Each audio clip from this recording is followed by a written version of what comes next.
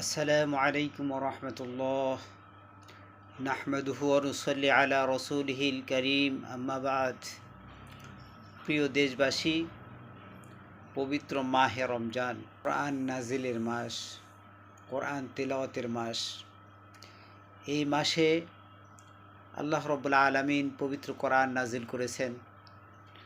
তাই আল্লাহ রাব্বুল আলামিন এই মাসের মর্যাদাকে বৃদ্ধি করে দিয়েছেন। ঠিক যে অন্তরের মধ্যে কোরআন থাকবে, কোরআনের তেলাওয়াত হবে, ওই দিলকে, ওই লোকটাকে, ওই মানুষকে আল্লাহ পাক দামি করে দেবেন। এই জন্য পবিত্র কোরআন পড়া অনেক সৌভাগ্যের ব্যাপার। তারপরেও পবিত্র কোরআনের মধ্যে এমন কিছু কিছু সূরা আল্লাহ পাক নাজিল করেছেন যে সূরাগুলির ফজিলত অনেক বেশি। যেমন এই সূরার ফজিলত এত বেশি, এই সূরাকে পবিত্র কোরআনের দিল বলা হয়েছে।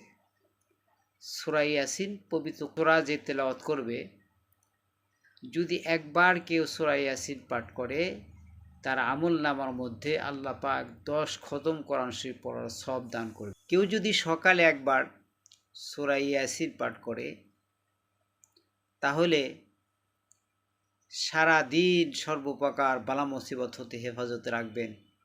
এবং এই দিনের মধ্যে যদি সে মারা যায়, শহীদি মৃত্যুর সওয়াব পাবে এবং আল্লাহ পাক তার জন্য রিজিক বৃদ্ধি করে দিবেন। আল্লাহ রাব্বুল আলামিন অনেক ফজিলত দান করেছেন। এই